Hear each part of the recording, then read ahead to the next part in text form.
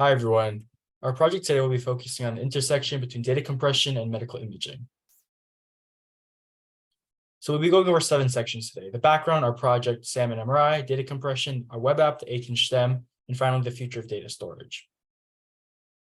So first of all, we're going to talk about the background. Medical imaging plays a fundamental role in healthcare, aiding in life-saving treatments and procedures. There's also online storage, acquisition, and retrieval of such images, and these are very important. And data compression, it's a process of using less bits to represent data and can thus be applied to medical images. Second section is our project. So for our project, we researched 2 areas. We researched medical imaging, specifically magnetic resonance imaging, and we researched the segment anything model. And with these 2 research areas, we ultimately developed a novel image compression technique based on SAM to achieve significant rates of compression without loss of relevant data. Now, the relationship between SAM and MRI. So SAM, it's a same anything model, and it's an AI-based image segmentation model. It works with user input prompts and is able to divide an image into disparate and non-overlapping regions. And for MRI, it uses magnetic fields and radio waves to show detailed images of different parts of your body. So using SAM for MRI helps to improve image analysis data and thus obtain a better understanding about it for future medical diagnosis, and also segment a specific body part to analyze to decrease medical storage usage.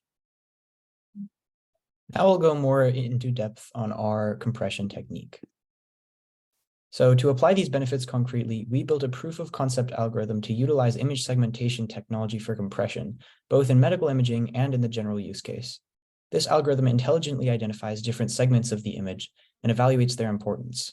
It then uses lossless compression on essential information, such as in MRIs, the key medical imaging details, but uses significantly lossy compression on things like the dark background, which doctors do not use in MRIs. With this algorithm, we were able to compress at rates approaching or exceeding 50% on MRIs, and in the general usage greater than 10%, which we believe could be improved with fine-tuning techniques. Ultimately, we believe that this proof of concept algorithm has significant potential for future research and application across both medical imaging and image compression in general. So a big part of our project was making this algorithm that we made accessible. We did that through a web app, and we have an example of that.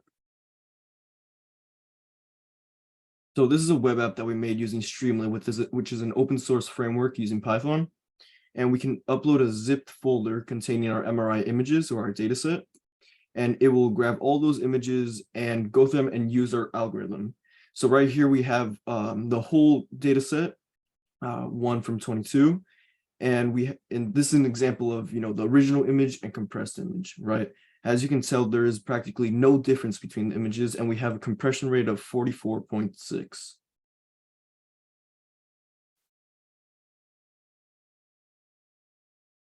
The STEM was pretty important to us when we were designing our project, and it generally revolves around the pricing of medical imaging, which can be pretty expensive, ranging from $25,000 to $35,000 per year, which means that by reducing the amount of data produced at a rate nearing 50%, storage costs will significantly decrease, which means that an increased number of radiology practices will be able to be established in low-income areas when costs are cut. So to conclude our presentation, I'd like to talk a little bit about the future of data storage. So in our research phase, we met up with Professor Tamar Green of Stanford University's Interdisciplinary Brain Sciences Division.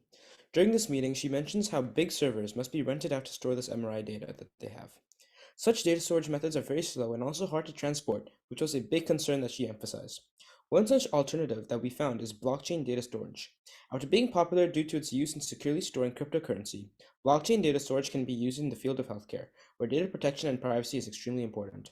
Also, as a distributed ledger system, a blockchain is not stored in a server, but rather in a network of nodes, making it easy to transport data, although no edits can be made, making this data itself very secure. Thank you, everyone.